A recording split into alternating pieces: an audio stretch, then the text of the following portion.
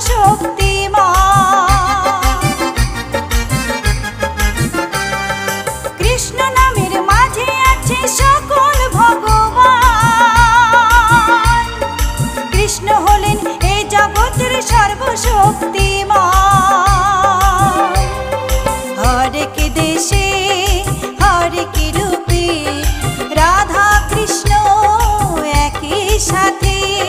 হরেক দেশে হরেক রূপে রাধা কৃষ্ণ একই সাথে।